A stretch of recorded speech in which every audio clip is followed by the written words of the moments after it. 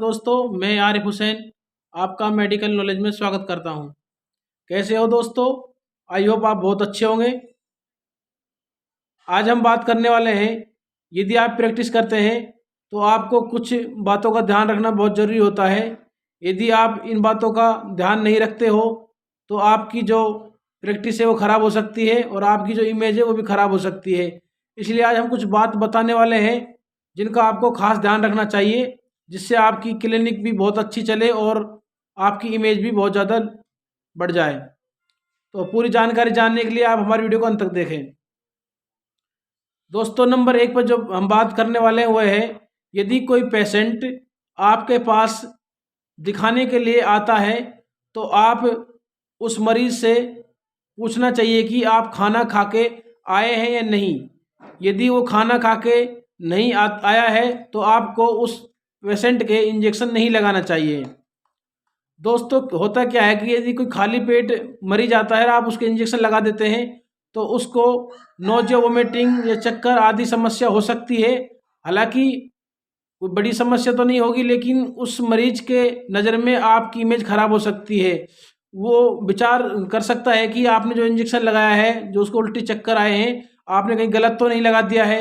इससे उसको क्या है, आपके ऊपर थोड़ा शक होगा और आपकी इमेज खराब हो सकती है। इसलिए आप कभी भी इंजेक्शन लगाए पेशेंट के तो आप मरीज के खाली पेट कभी ना लगाएं। खाना खाने के बाद ही इंजेक्शन लगाना चाहिए। नंबर 2 पे जो बात है वो है, हम करने वाले हैं, यदि कोई मरीज आपसे नींद की गोली मांगे तो आपको उस मरीज को नींद गोली नहीं देनी चाहिए। क्योंकि कई बार क्या होता है, मरीज को अगर आप नींद की गोली दे देते हैं तो उस मरीज को क्या है कि ये पता नहीं होता है कि ये सिर्फ स्लीपिंगनेस को बढ़ा देती है, ना कि बेहोश कर देती है। वो जब उस पेशेंट को नींद की गोली देता है तो उस मरीज को क्या है कि बेहोश कभी नहीं होगा, उससे थोड़ा नींद बढ़ जाएगी। तो जब उसको ये रिजल्ट नहीं मिलता दिखेगा तो वो हो सकता है कि एक से ज़्यादा टैबलेट मरीज को दे दे। उससे क्या है कि मरीज को काफ़ी दिक्कतों का सामना करना पड़ सकता है और आपको भी काफ़ी समस्या का सामना करना पड़ सकता है। इससे आपकी इमेज खराब होगी। हाँ, हो सकता है मरीज को कोई ज़रूरत है तो आप 1-2 टैबलेट दे सकते हैं, जिससे उसको भी नुकसान ना हो और आपको भी कोई दिक्कत का सामना ना करना पड़े। दोस्तों, जो हम तीसरी जो बिंदु की बात करने हैं वो है, यदि कोई पेशेंट की हार्ट रेट बहुत ज़्यादा बढ़ी हुई है तो उस पेशेंट को हैंडल नहीं करना चाहिए। क्योंकि दोस्तों, हार्ट अगर रेट बहुत ज़्यादा बढ़ जाती है तो ये एक कहते हैं ना कि हार्ट से संबंधित समस्या हो सकती है। जो आपको हालांकि बेशक बहुत ज़्यादा एक्सपीरियंस हो, लेकिन ऐसे मरीजों को कभी हैंडल करने की कोशिश ना करना चाहिए। इससे क्या है कि अगर पेशेंट को कुछ हो जाता है, इससे आपकी जो लाइफ है वो ख़राब हो सकती है, आपकी इमेज ख़राब हो सकती है। तो इसलिए आप हार्ट रेट के पेशेंट है उसको हायर सेंटर लिए रेफर करना चाहिए। नंबर 4 पे हम बात करते हैं, यदि आप मरीज को कोई एंटीबायोटिक टैबलेट या इंजेक्शन देते हैं तो उसको पीपीआई भी देना बहुत जरूरी होता है। क्योंकि कई बार क्या होता है, जो हम एंटीबायोटिक टैबलेट देते हैं, इंजेक्शन लगाते हैं, इनका कॉमन साइड इफेक्ट होता है, जैसे मरीज को बेचैनी, घबराहट आदि महसूस हो सकती है। वे समय के साथ अपने आप खत्म हो जाती है, लेकिन दोस्तों फिर भी उसको ये चीज़ महसूस होगी। तो उसकी नज़र में होगा कि कहीं डॉक्टर ने हमको गलत दवाई तो नहीं दे दी है, डॉक्टर को एक्सपीरियंस नहीं है। इसलिए आप कभी भी उसको इंजेक्शन या फिर एंटीबायोटिक टैबलेट देते हैं तो उसको हमेशा खाली पेट कैप्सूल हम या इंजेक्शन जरूर देना चाहिए। इससे क्या है, जैसे पेंटाप्रोजोल, ओम्प्रोजोल, रेवोप्रोजोल, एनिटाइन आदि उसका साथ में देना चाहिए मेडिसिन के, जिससे उसको इन एंटीबायोटिक का साइड इफेक्ट ना दिखे। नेक्स्ट जो बिंदु है वो है कि जब कोई मरीज आपके पास दिखाने के लिए आता है तो आप, यदि वो पेशेंट किसी दूसरे डॉक्टर को पहले दिखा चुका है और उसको आराम नहीं मिला है तो आप किससे वो जो बोलेगा तो आपको उस डॉक्टर के प्रति बुराई नहीं करनी है। यदि आप उसके दूसरे डॉक्टर की बुराई करोगे तो मरीज की नज़र में आपकी इमेज खराब हो सकती है। और यदि आप उस डॉक्टर के बारे में कुछ नहीं बोलोगे, आप कहोगे ठीक है, आपने जो लिया जो ठीक है, लेकिन हम आगे अपने हिसाब दवाई देते हैं, आप इनको लो, आप सही हो जाओ, तो उसकी नज़र में आपकी इमेज बढ़ेगी। तो दोस्तों, जो नेक्स्ट बिंदु है वो है, आपको कभी भी अपनी प्रैक्टिस में बहुत इंपॉर्टेंट बात बताने वाला हूँ, कभी भी जेनरिक मेडिसिन का उपयोग नहीं करना चाहिए। इससे क्या है कि पहली बात तो पेशेंट को रिजल्ट नहीं मिलेगा, और यदि रिजल्ट नहीं मिलेगा तो हो सकता है कि आपको छोड़ के दूसरे डॉक्टर के पास जाए और वो दूसरा डॉक्टर आपकी दवाई को जेनरिक बताए या उससे कहे कि लोकल दवाई है, तो उससे क्या है आपकी इमेज खराब होगी। वो ये सोचेगा कि ये डॉक्टर दवाई देता है, लोकल देता है, आराम नहीं मिलता है, इसको एक्सपीरियंस नहीं है।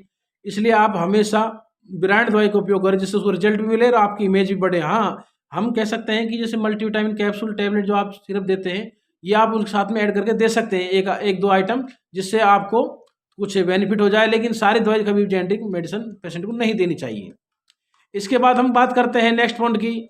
यदि कोई मरीज आपके पास आता है तो उसकी पिछली हिस्ट्री को जरूर पूछना चाहिए कि आपने पहले किसी डॉक्टर से इलाज तो नहीं कराया है, आपकी कोई पहले से कोई बीमारी दवाई चल तो नहीं रही है। इस तरह के पूछताछ से क्या होता है कि दोस्तों, जो आप ट्रीटमेंट करते हैं उससे क्या है, आपको ट्रीटमेंट करने में आसानी हो जाएगी। दोस्तों, नेक्स्ट जो बिंदु है वो होता है ज़्यादा स्टेरॉइड का उपयोग ना करना चाहिए। दोस्तों, कई बार क्या होता है कि बहुत से डॉक्टर अच्छे जल्दी रिजल्ट के लिए स्टेरॉइड मेडिसिन का बहुत ज़्यादा उपयोग करते हैं, लेकिन दोस्तों ये इनलीगल होता है।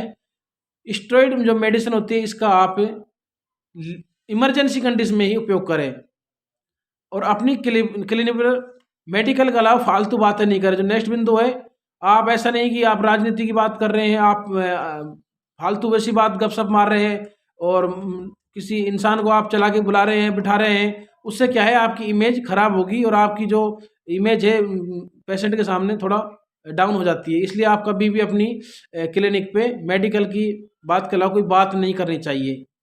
और नेक्स्ट जो बिंदु वो है कि मरीज के ऊपर कभी भी चिल्लाना नहीं चाहिए, उसके ऊपर कभी गुस्सा नहीं करना चाहिए। इससे क्या है कि उस पेशेंट की नज़र में आपका व्यवहार खराब लगेगा और आपकी इमेज उनकी नज़र में खराब हो जाएगी। इसलिए आप कभी मरीज को ऊपर नहीं चिल्लाना चाहिए, उसको कभी गुस्सा नहीं करना चाहिए। और नेक्स्ट जो बिंदु है दोस्तों वो है, यदि कोई पेशेंट आप पास दिखाने के लिए आया है तो उसको कभी डराए मत उसकी बीमारी के लिए, कि आप अगर आप पास को दिखाने के लिए आप कह दी तो बहुत ज़्यादा बड़ी बीमारी है और इसमें ये हो जाएगा, तुम्हारी डेथ हो जाएगी, तुम्हारी ये बीमारी बन जाएगी, उससे क्या उसको डर लग जाएगा। तो डरेगा तो वो आपको क्लिनिक में दोबारा नहीं आएगी। इसलिए उसको हमेशा प्यार से हैंडल करे और उसको ऐसे तरीके से हैंडल करना चाहिए जो आपके ऊपर बहुत ज़्यादा यकीन करने लग जाए। इसलिए आप कभी उसको डराए नहीं। और यदि कोई पेशेंट आप पास दिखाने के लिए आता है और आपको उस पेशेंट की बीमारी के बारे में पता नहीं लग पा रहा है, तो उस पेशेंट के सामने कभी भी आप कोई फ़ोन पे, इंटरनेट पे रिसर्च ना मारे, या फिर आप किसी दूसरे डॉक्टर से फ़ोन करके नहीं पूछना चाहिए उसके सामने, क्योंकि उसको उसकी नज़र में ये लगेगा कि इस डॉक्टर को नॉलेज नहीं है और ये दूसरे से पूछ के ट्रीटमेंट करता है। हाँ, उसको आप मेडिसिन दे के उसको शाम को बुला सकते हैं, और शाम तक क्या है, आपको टाइम भी मिल जाएगा सोच विचार का, और उसके जो डायग्नोसिस है वो आपको बहुत बेहतर तरीके से कर पाएंगे आप। और हाँ दोस्तों, यदि इमरजेंसी कंडीशन है, पेशेंट की सीरियस कंडीशन है, तो आप उसको हायर सेंटर रेफर कर सकते हैं, इसमें कोई दिक्कत नहीं है। तो दोस्तों, ये हमने आपको बताई कुछ महत्वपूर्ण बातें। आपको कैसी लगी? यदि आपको हमारी वीडियो अच्छी लगे तो लाइक करें, शेयर करें, कमेंट करें, और चैनल पे पहली बार आए हैं तो चैनल को सब्सक्राइब करें, बेल आइकन घंटी को जरूर दबाएं, जिससे आपको हमारी वीडियो की समय समय पर नोटिफिकेशन मिलते रहे। आज की वीडियो में दोस्तों इतना ही। यदि आपका प्यार बना रहा तो नेक्स्ट वीडियो हम बहुत जल्दी लेके आने वाले हैं। नमस्कार दोस्तों, जय हिंद, जय भारत।